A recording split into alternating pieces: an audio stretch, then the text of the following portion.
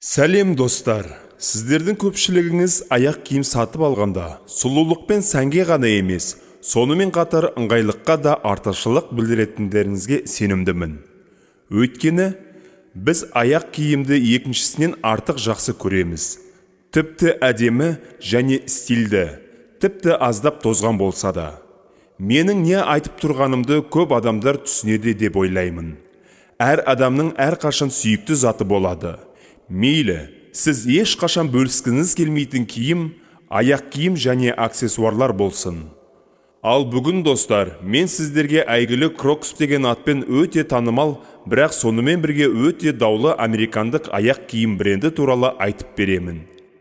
Ерекше ыңғайсыз жарқын бұл сөздердің барлығы заманауи нарықта Кроксты батыл сипаттайды. Өзінің 20 жыл ішінде компания бірнеше күрделі дағдарыстарды бастан өткерді. Банкротқа ұшырады, бірақ әлі де аман қалып, тіпті әлемдік көшбасшыларымен бәсекелесіп келеді. Барлық қиындықтарға қарамастан, Крокс брендінің кейбір жұптары бүгінде кем дегенде $850 тұрады. Ең қызығы, олар бірнеше сағат ішінде сатылып кетеді. Сонымен, оның құпиясы мен сыры неде? Мен бұл туралы айтып беремін. Ең бастысы брендтің басты ерекшелігі оның біздің уақытымызға арналған бірегей және батыл дизайны, ыңғайлығы және әрине маңызды және пайдалы сипаттамалары. Бірақ танымал Крокс кездейсоқ пайда болғанын көбісі білмейді. Үш достың идеясынан туындаған бұл өнім 1-2 айдан кейін американдық халықтың ең танымал аяқ киіміне айналды. Сонымен бұл ыңғайсыз, өте түсініксіз аяқ киімді жасау идеясы кімге келді? Ол алғаш рет нарықта қашан және қалай пайда болды, және олар дүкен сөрелерінен қалай табылды. Олар қарапайым халық арасында ғана емес, әлемдік жұлдыздар, тіпті саясаткерлер арасында да соншалықты танымал болды. Крокс брендінің негізін қалаушылары яхтаға арналған жүрегі мен жаны бар үш дос. Скотт Симмонс, Линдон Герце Хэнсон және кіші Джордж Бедекер. Көпшілігіміз өзімізге ұнайтын іспен айналса отырып, айталық, онымен байланысты кейбір қолайсыздықтарға назар аударған шығармыз. Және оның не екені мүлде маңызды емес. Балық аулау, футбол ойнау, немесе тамақ дайындау. Сөз үшін ғана емес, бүкіл әлем бойынша миллиондаған адамдар үшін өмірді жақсартатын және жеңілдететін жаңа нәрсеге әрқашан орын бар. Ал бұл жерде адамдар екі топқа бөлінеді.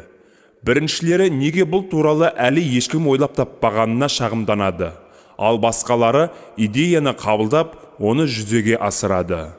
Біздің үштікпен дәл осылай болды. Қайықпен сапарға шыққанда, олар жиі бір мәселеге тап болды. Олардың арсеналдарында қарапайым, ыңғайлы аяқ киім болған жоқ. Топсайдерлер өз істері үшін жақсы болды. Бірақ бәрібір бұрынғыдай емес, және олар өте тез ылғалданды. Менің ойымша, бәрі дымқыл аяқ киіммен жүрудің не екенін біледі. Айтпақшы, осыған байланысты Скотт жиі ауыстыратын. Теңізде серуендеуді жақсы білетіндер үшін жалаң аяқ палубада жүру де мүмкін емес. Өте травматикалық нәрсе. Кәдімгі шлепкалар мүлдем ыңғайсыз және тайғақ. Сонымен не істеу керек? Жақсы көретін істен бас тартып, яхтаны алысқа лақтырып жіберу керек пе? Әрине жоқ. Бірде Кариб теңізі бойымен қайықпен саяхаттаған кезде, сол Скотт Саймонс достарының алдында палубада серуендеп жүргенде, сырғып кетпейтін және мүлде із қалдырмайтын резеңке галошпен шықты. Оның киген аяқ киімі Кросслайттан арнайы жасалған. Ол көбіктелген синтетикалық шайырдан тұратын өте жеңіл материал. Оны сол кезде канадалық компания шығарған болатын. Ер адам бірнеше рет интернетті ақтарып, өзіне осындай оғаш аяқ киімге тапсырыс берді.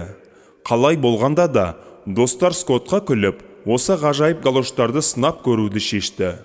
Олардың таң қаларлығы серпімді резиналардың ыңғайлы болғаны сонша, сол күні кешке Линдон мен Джордж өздеріне бірдей түрін алғысы келді. Бірақ неге сатып алу керек? Шамалы өзгерістер енгізіп, сол әрекетті өздері де жасай алады емес пе? Оның үстіне үшеуінің бұл ұнаса, ұнататындар да табылып қалар деген ой болады. Сол күні кешке яхтада үш дос өмірлеріндегі алғашқы бизнес жобасы яхтаға арналған арнайы аяқ киім шығару туралы ойлана бастады.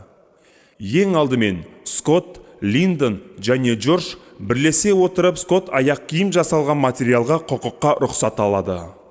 Айтпақшы, бұл әңгімеде ақшаға мұқтаж жігіттер болмайды. Бұған дейін Бедекер Құрама Штаттарының батыс бөлігінде бірнеше Quiznos фастфуд мейрамханаларына ие болды. Хансен компьютерлік техника саласында сатумен айналысты.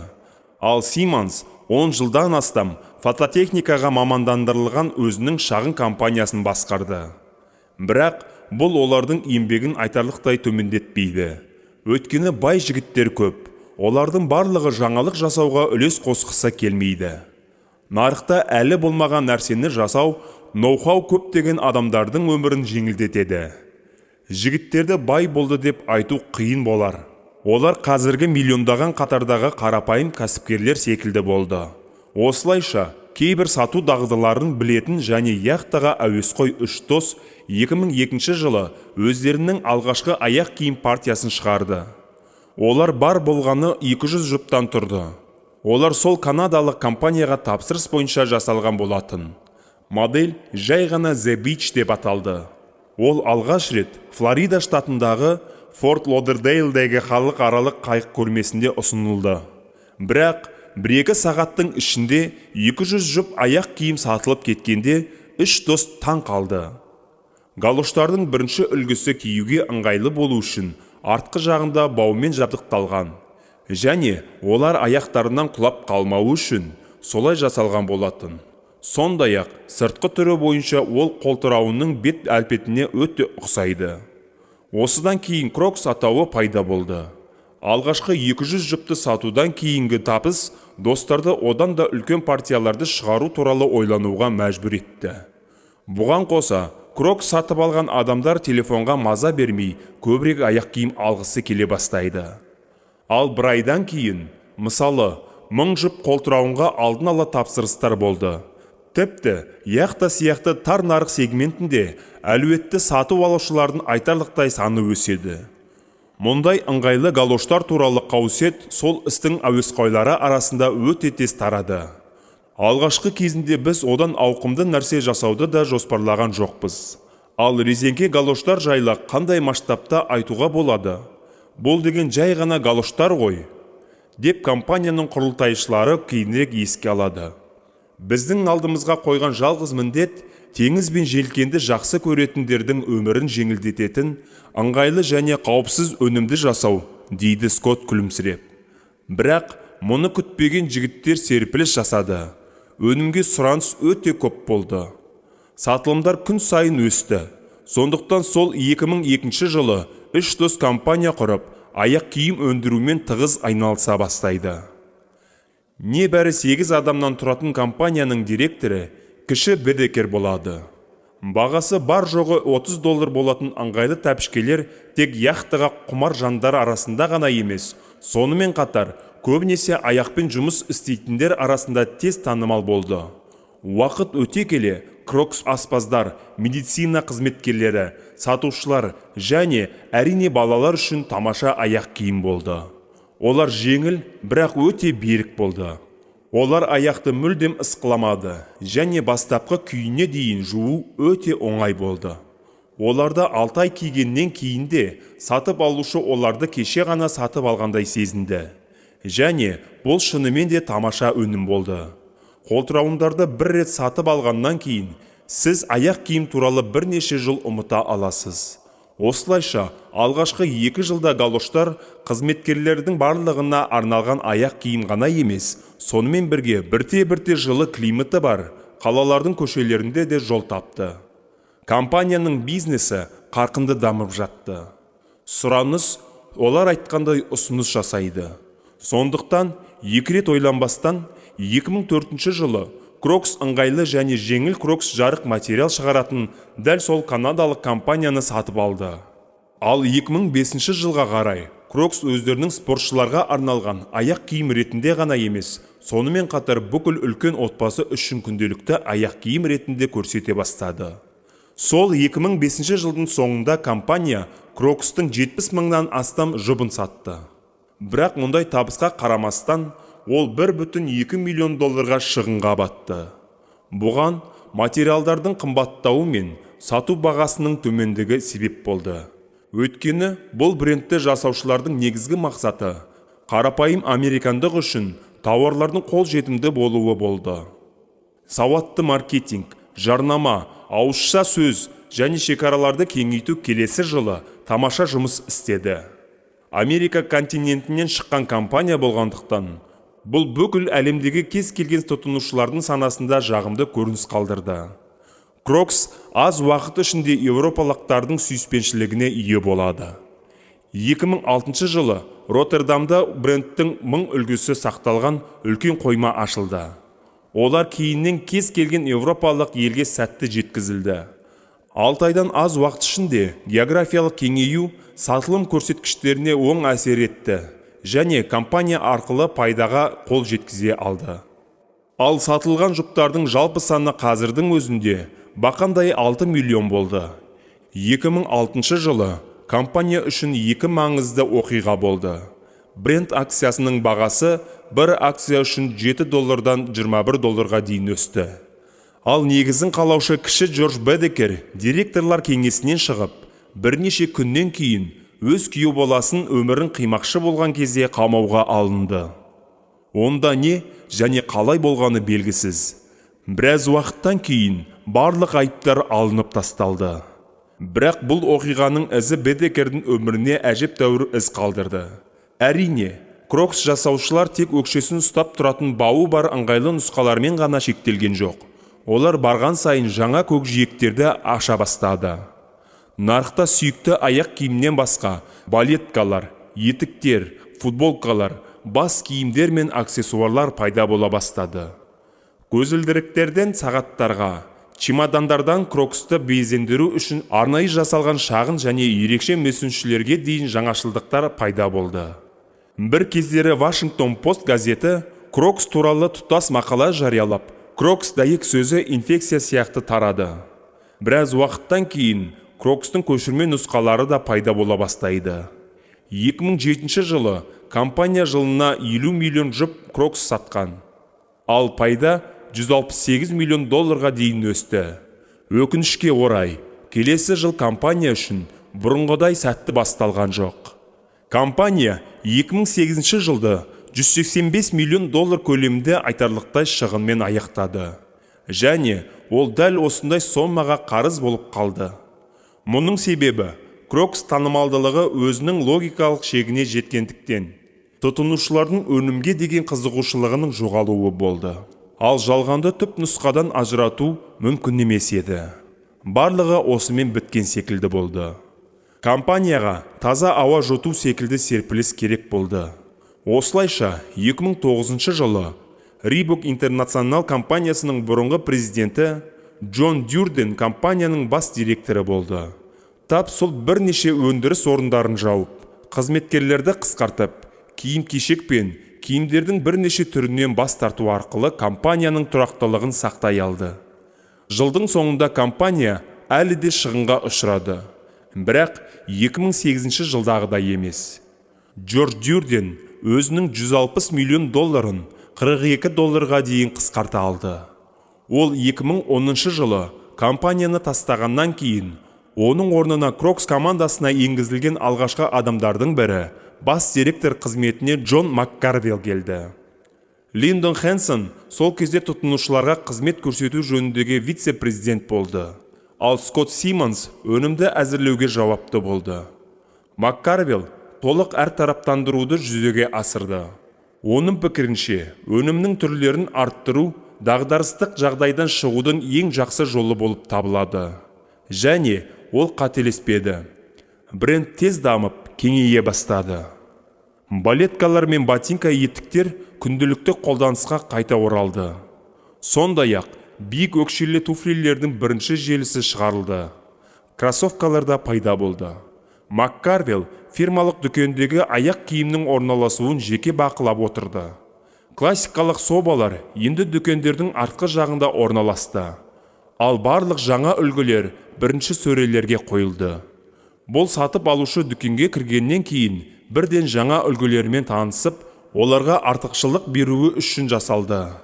Ассортиментті көбейтудің арқасында сауда жүріп, 2010 жылы компанияның кірісі $67 миллион құрайды. Ал тағы бір жылдан кейін 112 миллион болды. 3 жылдық өсімнен кейін сатылымдар қайтадан төмендеді. Компания қайтадан дағдарысқа тап болды. Тек осы жолы тығырықтан шығатын жол көрінбеді. Компанияның жағдайын Blackstone инвестициялық компаниясы сақтап қалды. Ол 2014 жылы Crocs брендінің 13% үлесін сатып алды. Сол жылы бас директорының лауазымын Blackstone кеңесшісі және аяқ киім өнеркәсібінің толық емес маманы Грег Рибот пен Эндрю Рис бөліседі. Осы кезеңде компаниядағы негізгі лауазымдарды Томми Халфайгер мен Nike тобының адамдары иеленді. Осылайша, кәсіби команданың жіті басшылығымен компания стратегиялық өзгерістерді бастады. Олар жұмысшылар мен дүкендердің санын қысқартты. Брендтің өзегі тағы да бір кездері компанияның танымал еткен классикалық Crocs үлгісіне айналды. Интернеттегі онлайн сатылымдар компанияның бұрынғы даңқын қалпына келтіруге көмектесті және оның кірісін айтарлықтай арттырды. Нақты Crocs сатып алуға болатын түпнұсқа веб-сайтта интернетте болды. 2018 жылы Balenciaga сән үйі Париж апталығында фирмалық бұйымдармен безендірілген 10 сантиметрлік платформада қызғылт және сирен сары және ашық жасыл Crocs үлгілерін ұсынды. Айтпақшы, бір жұптың бағасы $850 болды. Барлық модельдер брендтің интернет дүкенінде бірнеше сағатта сатылып кетті. 2019 жылы Crocs ең танымал аяқ киім брендтерінің рейтингінде 7-ші орында алды.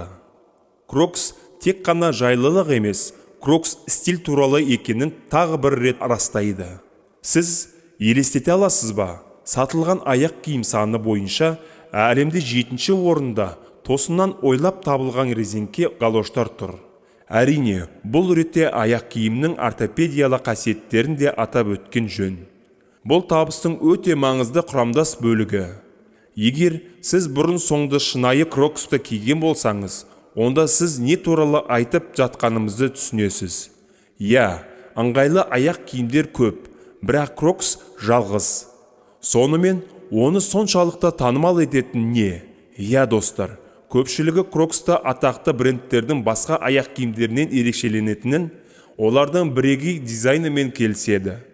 2002 жылы танымалдылыққа апарар жол бастамай тұрып, бұл аяқ киімді Google'дың негізін қалаушы Сергей Брин, Facebook'тың негізін қалаушы Марк Цукерберг, актер Джек Николсон, Натали Портман және тағы басқалар киеді деп кім ойлаған? Тіпті ақш-тың бұрынғы президентінің жұбайы Мишель Обама да супермаркет пен жағажайда Crocs киіп жүргенін папараццилар бірнеше рет байқап қалған. Айтпақшы, 2020 жылдың ақпан айында Нью-Йорктегі сән апталығында KFC түпнұсқа дизайндағы ең ерекше Crocs ұсынылды. Сәйкесінше, иісі бар тауық түрінде декормен безендірілген. Аяқ киім осы жазда сатылымға шығу керек және бір жұптың бағасы шамамен $60 құрайды. Сонымен, нәтижесінде біз не аламыз? Небәрі 18 жыл ішінде бұл үлкен бизнес небәрі 200 жұп Crocs пен 8 қызметтердің компания мыңдаған есеге өсті. Дүние жүзінде өз өнімдерін шығару үшін жүздеген дүкендер мен бірнеше зауыттар ашты. Сонымен қатар ең танымал брендтердің біріне айналды. Бұл сәттілік болды ма? Әлде Crocs шынымен де керек уақытқа және дұрыс жерде пайда болды ма? Бұл миллиондаған сатып алушылар мен мыңдаған жаңа стартаптар үшін құпия болып қала беретін шығар. Қазір Crocs брендінің географиясы 140 елге дейін кеңейді. Ал Crocs өзінің фирмалық желісінің 15.000 дүкеніне сатылды. Және тіпті Голливуд кинотеатрында, теледидарда пайда болды. Бір кездері Джордж Бедекер достарымен яхтаға барған шабыт. Simmons коды бар осы ыңғайлы галоштарға деген ұмтылыс және басқа да қарапайым болып көрінетін кездейсоқтар миллиондаған адамдар үшін жеңіл, ыңғайлы және стильді аяқ киімнің жаңа купонын көзі болды. Бүкіл әлем бойынша. Бұл яхта әуесқойларының триосын тарихта өз есімдерін мәңгілікке қалдырған мультимиллионерлерге айналдырды. Көріп отырғандарыңыздай, тіпті қарапайым және мүмкін ақылға сыймайтын идеялардың да табысқа жетуі мүмкіндігі бар, және көбінесе олардың ақмақтығы қарапайым табыстың кілті болып табылады. Мұның бәрі басқалар олардың назар аударуға лайық емес деп санайтындықтан ғана. Сондықтан, келесі жолы басыңызға бір идея келсе, оны мидан шығарып тастамай тұрып ойланыңыз. Бәлкім, ол $1,000,000 идея болар. Достар, комментке жазыңыз, сізде крокс болды ма? Олай болса, қандай әсерлеріңізбен бөлісе аласыз? Міне, бүгінге осы. Егер видео ұнаса, видеоны лайкпен қолдап кетіңіз. Және подписаться løпілін басыңыз. Әрқашан Қазақ YouTube арнасын қолдай жүрейік.